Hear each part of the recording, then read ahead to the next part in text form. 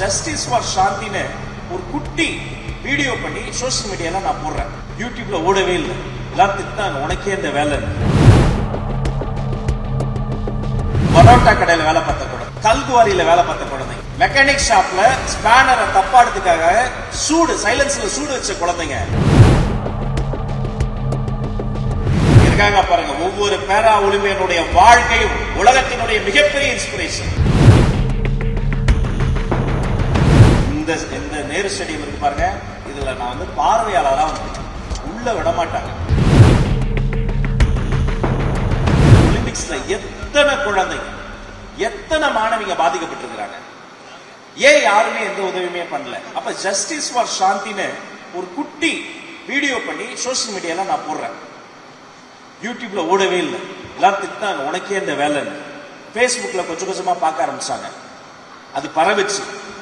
கிட்டத்தட்ட 10-15 வருஷமா செங்கல் சூளையில 60 ரூபாய்க்கு வேலை போன சாந்திக்கு நீங்க ஒரு அரசு வேலை கூட கொடுக்கல அவனு கேள்வி கேட்டு ஜஸ்டிஸ் ஃபார் சாந்தின்னு ஒரு வீடியோ போட்டேன். அந்த வீடியோ வைரல் ஆச்சு.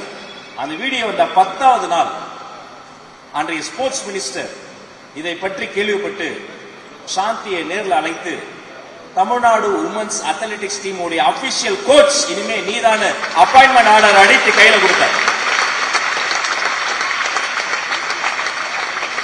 இன்னைக்கு அக்கா நல்லா இருக்காங்க, திருச்சியில பிராக்டிஸ் பண்றாங்க, அடிக்கடி பேசுவாங்க. நான் கேட்பேன் என்ன பண்றீங்கன்ட்டு. இல்லப்ப காலையில 4 மணிக்கு கிரவுண்ட் போயிடுவேன், ஒரு 30 குழந்தைங்களை எடுத்திருக்கேன், 30 குழந்தைங்க பிராக்டிஸ் கொடுக்குறேன். 30 குழந்தைங்களை எப்படி செலக்ட் பண்ணீங்கன்னு நான் ஒரு பேராமீட்டர் வச்சிருக்கேன்.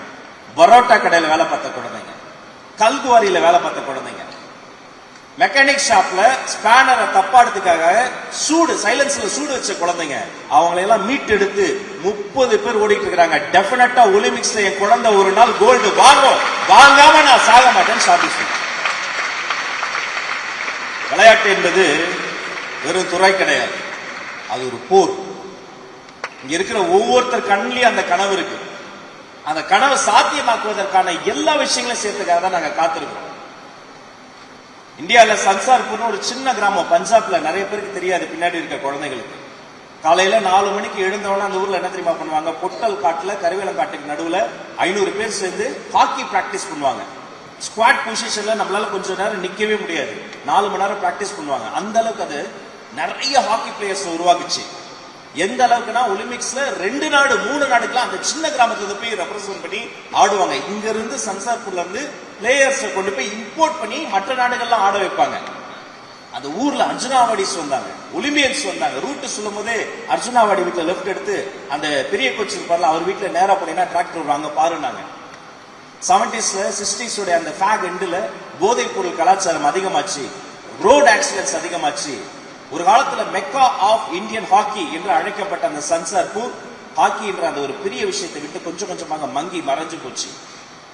அப்போ ஒரு ஸ்போர்ட்ஸ் ஒரு ஊர்ல இருக்குன்னு சொன்னா அந்த ஊர்ல ஆரோக்கியம் இருக்கும், அந்த ஊர்ல உடல் நலம் இருக்கும், அந்த ஊர்ல மனநலம் இருக்கும். ஒரு ஸ்போர்ட்ஸுக்கு சரியான என்விரான்மெண்ட் இல்லைன்னு சொன்னா அங்க ஆரோக்கியம் கெடும், மனநலம் கெடும், சமூக விரோத நடவடிக்கை அதிகமாகும்.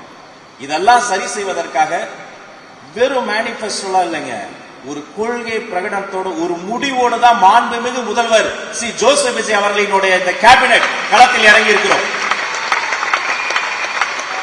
நீங்க செய்ய வேண்டியது ஒன்னே ஒண்ணுதான், உங்களுடைய போக்கஸ், உங்களுடைய இலக்கு பிக்ஸ் பண்ணிக்கங்க. ஒரு குழந்தை பிறந்த உடனே குறிப்பிட்ட வயது வரைக்கும் அம்மா வேணும்.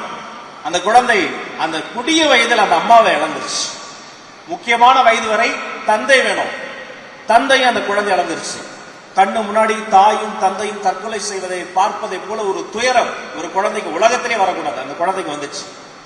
வளரும் வயதுல ஒரு நல்ல ஊட்டச்சத்து உணவு வேணும், கிடைக்கல. ஹாஸ்டல்ல தூக்கி போட்டாங்க, வெறும் சத்துணவு தான் சாப்பிட்டாங்க.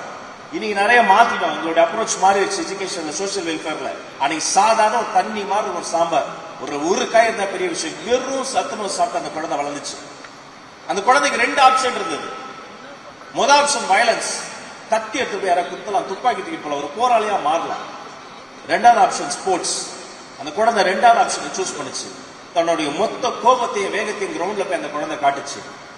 அந்த கிரவுண்ட்ல இருந்து ஒவ்வொரு ஸ்டெப்பா வளர்ந்து ஸ்போர்ட்ஸ்குள்ள வந்து ஸ்போர்ட்ஸ்ல ஸ்டேட் லெவல்ல ரெப்ரசென்ட் பண்ணி ஜெயிச்சு நேஷனல் லெவல்ல ஆக்டிவா அந்த ஸ்போர்ட்ஸ் உடைய பிரைம்ல இருக்கும்போது ஒரு விஷயம் அந்த குழந்தை யோசிச்சது, ஆமா இந்த இடத்துக்கு வந்துட்டோம், ஏன் நிறைய பேரால வர முடியல? அப்பதான் ஸ்போர்ட்ஸ் ஃபீல்டுக்குள்ள இருக்கக்கூடிய பாலிடிக்ஸ் புரிஞ்சுது. இந்த ஸ்போர்ட்ஸ் ஃபீல்டுக்குள்ள இருக்க பாலிடிக்ஸ் ஒழிக்கணும்னா ஆக்டிவா பிரைம்ல இருக்கும்போது அந்த பதவி அந்த பிளேயர் பொசிஷனை தூக்கி போட்டுட்டு அந்த பெடரேஷனுடைய எலெக்ஷன்ல நின்று பெடரேஷனுடைய பிரசிடென்டா வந்து இந்த ஃபீல்டுல பக்கத்து ஸ்டேட்டுக்கு ட்ரெயின்ல போக முடியாம கஷ்டப்பட்ட குழந்தைகளை எல்லாம் இன்னைக்கு பிளைட் டிக்கெட் போட்டு சிறகடித்து என் செல்லங்கள் பறக்கிறார்கள் சொன்ன அந்த பெடரேஷனுடைய தலைவர் என் அன்பு சகோதரன் ஆதவ அர்ஜுனா என்ற மனிதர்காரன் கீழே இருக்கும்போது கடந்த 2-3 நாட்களாக என்னுடைய சட்டமன்ற பேச்சையெல்லாம் பார்த்துட்டு நிறைய பேர் சொல்லுவாங்க, சார் வெரி இன்ஸ்பைரிங். நான் என்ன சார் இன்ஸ்பைரிங்? நான் பேச்சு இங்க இருக்காங்க பாருங்க, ஒவ்வொரு பேரா ஒலிம்பியனுடைய வாழ்க்கையும் உலகத்தினுடைய மிகப்பெரிய இன்ஸ்பிரேஷன். அப்ப இவங்களையெல்லாம் நீங்க எடுத்துக்கங்க, உங்களுடைய ஃபுல் போக்கஸ் அவங்க எப்படி ஒரு விஷயத்துல பண்றாங்க அதை மட்டும் போடுங்க. தயவு செய்து டிவியேட் ஆகாதீங்க.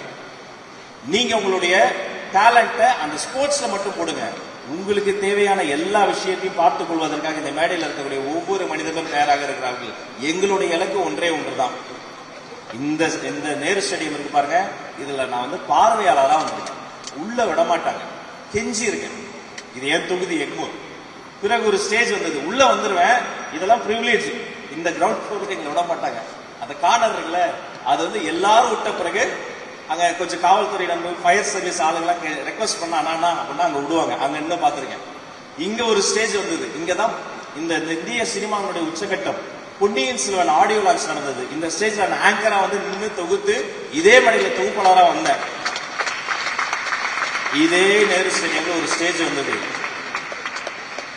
சி ஜோசப் விஜய் என்னும் நான் என்ற மாண்புமிகு முதலமைச்சர் பதவியேற்றுள்ளாங்க. நான் அமைச்சரா வந்தேன். இன்னைக்கு இதே நேரு விளையாட்டரங்கத்துல ஒரு ஸ்டேஜ் வந்திருக்கு. என்னுடைய அருமைக்குரிய நண்பர்களா இருக்கிறாங்க, நம்ம ஸ்போர்ட்ஸ் மினிஸ்டர் இருக்கிறாரு.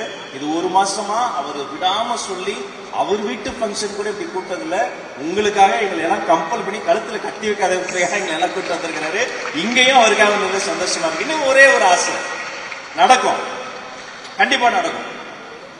உங்கள பல பேரு அந்த சாதனையை செய்து முடித்த பிறகு இந்தியாவிலேயே நிறைய ஒலிம்பிக் பதக்கங்கள் வென்றதற்காக இந்த தமிழ்நாட்டிற்கு பாராட்டு விழா இதே அரங்கத்தில் நடக்க வேண்டும்.